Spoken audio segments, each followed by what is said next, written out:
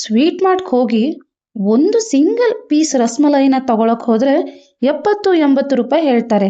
ಹಾಗೆ ಒಂದು ಕೆಜಿ ತಗೊಳಕ್ ಹೋದ್ರಂತೂ ಅಬ್ಬಾ 1,1000 ಮೇಲೇನೆ ಹೇಳ್ತಾರೆ. ಕೇವಲ 2 ಲೀಟರ್ ಹಾಲಿನಿಂದ ಮನೆಯಲ್ಲೇ ನಾವು ಸೂಪರ್ ಸಾಫ್ಟ್ ಅಂಡ್ ಸ್ಪಾಂಜಿ ಆಗಿರುವಂಥ ರಸಮಲೈನ ಮಾಡೋದು ಹೇಗೆ ಅಂತ ನೋಡೋಣ ಬನ್ನಿ. ನಾನಿಲ್ಲಿ ಒಂದು ಪ್ಯಾನ್ಗೆ 1 ಲೀಟರ್ನಷ್ಟು ಲೋ ಫ್ಯಾಟ್ ಮಿಲ್ಕ್ನ ತಗೊಂಡಿದ್ದೀನಿ. ಲೋ ಫ್ಯಾಟ್ ಮಿಲ್ಕ್ ಅಥವಾ ಕೌ ಮಿಲ್ಕ್ನ ತಗೊಳ್ಳೋದ್ರಿಂದ ರಸಗುಲ್ಲ ತುಂಬ ಸಾಫ್ಟ್ ಆಗಿ ಚೆನ್ನಾಗಿ ಬರುತ್ತೆ. ಹಾಲು ಕುದಿಯೋವರೆಗೂ ನಾನು 2 ಟೀ ಸ್ಪೂನ್ ಅಷ್ಟು ವಿನೆಗರ್ನ ಒಂದು ಬೌಲ್ಗೆ ಹಾಕೊಳ್ತಾ ಇದ್ದೀನಿ. ಇದಕ್ಕೆ 2 ಟೀ ಸ್ಪೂನ್ ಅಷ್ಟು ನೀರನ್ನು ಹಾಕೊಂಡ್ಬಿಟ್ಟು ಮಿಕ್ಸ್ ಮಾಡ್ಕೊಂಡ್ಬಿಡ್ತೀನಿ. ವಿನೆಗರ್ ಇಲ್ಲ ಅಂದರೆ ನೀವು 2 ನಿಂಬೆ ಹಣ್ಣಿನ ರಸನ ಕೂಡ ತಗೊಳ್ಬೋದು. ಹಾಲು ಕುದಿ ಬಂದಿದೆ. ಇವಾಗ ನಾನು ಫ್ಲೇಮ್ನ ಆಫ್ ಮಾಡಿಬಿಡ್ತೀನಿ. ಹಾಲು ಸ್ವಲ್ಪ ತಣ್ಣಗಾಗಲಿ, ಒಂದು 2 ನಿಮಿಷ ಬಿಟ್ಬಿಟ್ಟು ನಾವು ವಿನೆಗರ್ನ ಹಾಕ್ತಾ ಹೋಗೋಣ. ಮೊದಲಿಗೆ 1 ಟೀ ಸ್ಪೂನ್ ಅಷ್ಟು ವಿನೆಗರ್ನ ಹಾಕಿಬಿಟ್ಟು ನಾನು ಚೆನ್ನಾಗಿ ಕಲಿಸ್ಕೊಂಡ್ಬಿಡ್ತೀನಿ. ಕಂಟಿನ್ಯೂ ಆಗಿ ಕಲಿಸ್ತಾನೆ ಇರಬೇಕು, ಹಾಲು ಚೆನ್ನಾಗಿ ಒಡೆಯುತ್ತೆ. ಹಾಗೆ ಇನ್ನೊಂದು ಸ್ಪೂನ್ ವಿನೆಗರ್ನ ಹಾಕೊಂಡ್ಬಿಟ್ಟು ಮತ್ತೆ ಕಲಿಸ್ತೀನಿ. ನೋಡಿ, ಹಾಲು ಸ್ವಲ್ಪ ಸ್ವಲ್ಪ ಒಡಿತಾ ಹೋಗ್ತಾ ಇದೆ. ಇವಾಗ 3rd ಸ್ಪೂನ್ ವಿನೆಗರ್ನ ಹಾಕೊಂಡ್ಬಿಡ್ತೀನಿ. ನೋಡಿ, ಮತ್ತೆ ಚೆನ್ನಾಗಿ ಕಲಿಸ್ಕೊಂಡ್ಬಿಡೋಣ. ಇವಾಗ ಲಾಸ್ಟ್ ಸ್ಪೂನ್ ಆಫ್ ವಿನೆಗರ್ನ ಹಾಕ್ಬಿಟ್ಟು ಇನ್ನೊಂದು ಸಾರಿ ನೀಟಾಗಿ ಕಲಿಸ್ಕೊಂಡ್ಬಿಟ್ರೆ ನಮ್ಮ ಹಾಲು ಕಂಪ್ಲೀಟಾಗಿ ಒಡೆದು ಪನ್ನೀರ್ ರೆಡಿ ಆಗಿಬಿಡುತ್ತೆ. ನೋಡಿ, ಹಾಲೆಲ್ಲ ಚೆನ್ನಾಗಿ ಒಡೆದಿದೆ. ಇವಾಗ ಇದನ್ನು ಒಂದು ಮಸ್ಲಿನ್ ಕ್ಲಾತ್ ಅಥವಾ ಚೀಸ್ ಕ್ಲಾತ್ ಮೇಲೆ ಹಾಕಿ ನೀವು ಸೋಸ್ಕೋಬೋದು. ಒಂದು ತೆಳುವಾದ ಕಾಟನ್ ಬಟ್ಟೆ ಆದರೂ ಪರವಾಗಿಲ್ಲ. ಸೊ ಇವಾಗ ಇದನ್ನು ನಾನು ಸೋಸ್ಕೊಂಡ್ಬಿಟ್ಟು ಇದ್ರ ಮೇಲೆ ಸ್ವಲ್ಪ ತಣ್ಣೀರನ್ನು ಹಾಕ್ಕೊಂಡ್ಬಿಡ್ತೀನಿ.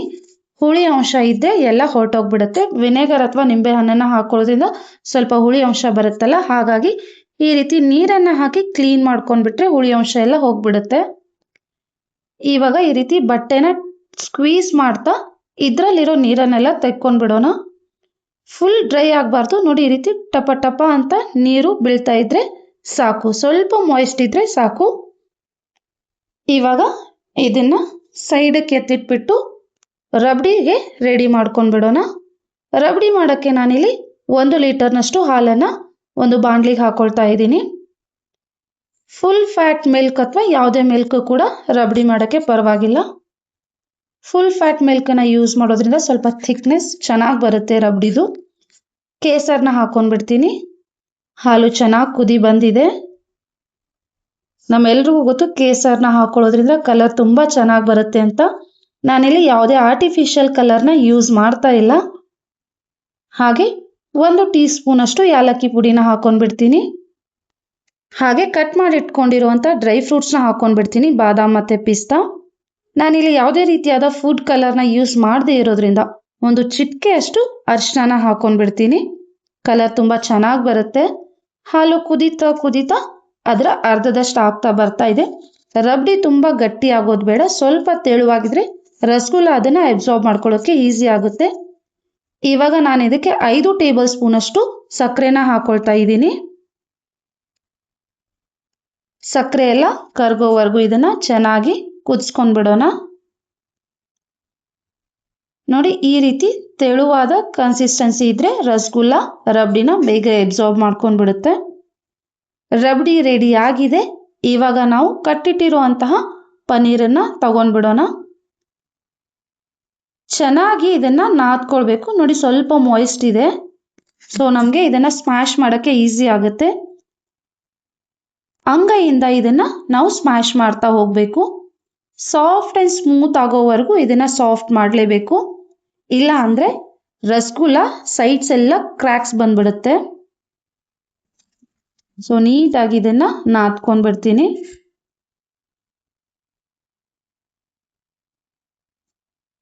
ಇವಾಗ ಇದರಿಂದ ಚಿಕ್ಕ ಚಿಕ್ಕ ಬಾಲ್ಸ್ನ ಮಾಡಿಟ್ಕೊಂಡ್ಬಿಡೋಣ. ನಾನು ಮಾಡೋ ರೆಸಿಪೀಸ್ ನಿಮ್ಗೆ ಇಷ್ಟ ಆದರೆ ಮರೀದೆ ಲೈಕ್, ಶೇರ್ ಆ್ಯಂಡ್ ಸಬ್ಸ್ಕ್ರೈಬ್ ಕೂಡ ಮಾಡಿ. ಇವಾಗ ರೌಂಡ್ ಶೇಪ್ ಮಾಡ್ಕೊಂಡ್ಬಿಟ್ಟು ಸ್ವಲ್ಪ ಇದನ್ನು ಪ್ರೆಸ್ ಮಾಡಿ ಈ ಥರ ಚಪ್ಪಟೆಯಾಗಿ ಮಾಡಿಟ್ಕೊಂಡ್ಬಿಡೋಣ. ನಿಮಗೆ ಈ ಶೇಪ್ ಬೇಡ ಅಂದರೆ ನೀವು ರೌಂಡ್ ಶೇಪ್ ರಸಗುಲ್ಲ ಥರನೇ ಮಾಡ್ಕೊಳ್ಬೋದು. ಇವಾಗ ಒಂದು ಪ್ಯಾನ್ಗೆ ನಾನು 1 ಕಪ್ನಷ್ಟು ಸಕ್ಕರೆನ ಹಾಕೊಳ್ತಾ ಇದ್ದೀನಿ. ಇದಕ್ಕೆ 4 ಕಪ್ನಷ್ಟು ನೀರನ್ನು ಹಾಕೊಂಡ್ಬಿಡ್ತೀನಿ.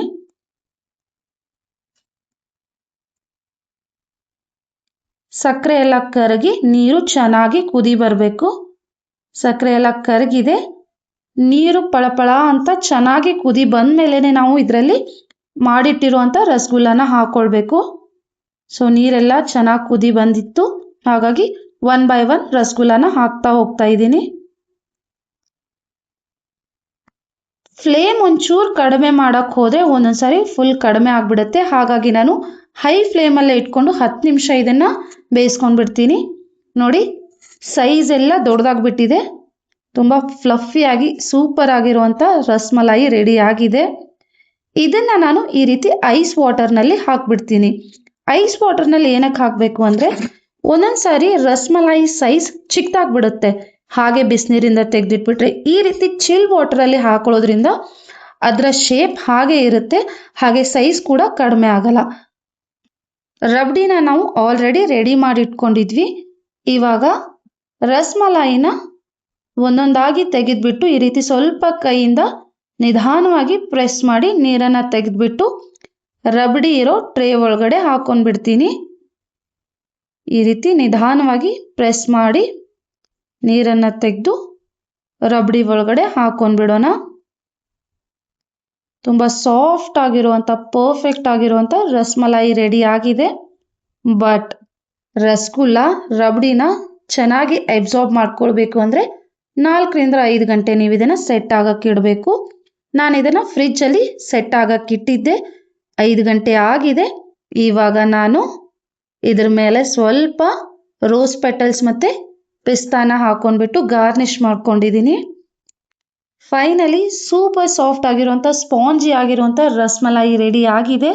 ಇದನ್ನು ನೀವು ಉಪವಾಸಕ್ಕೆ ಕೂಡ ತಿನ್ಬೋದು. ಯಾವುದೇ ರೀತಿಯಾದ ಫುಡ್ ಕಲರ್ ಇಲ್ಲ, ಹಾಗೆ ಯಾವುದೇ ರೀತಿಯಾದ ಮೈದಾ ಅಥವಾ ಕಾರ್ನ್ ಫ್ಲವರ್ ಕೂಡ ಇಲ್ಲ. ಟ್ರೈ ಮಾಡಿ ನೋಡಿ, ನಿಮಗೆ ಖಂಡಿತ ಇಷ್ಟ ಆಗುತ್ತೆ. ಟೇಸ್ಟ್ ಕೂಡ ನಿಮಗೆ ಅಂಗಡಿಲಿ ಸಿಗೋ ಥರನೇ ಇದೆ. Thank you.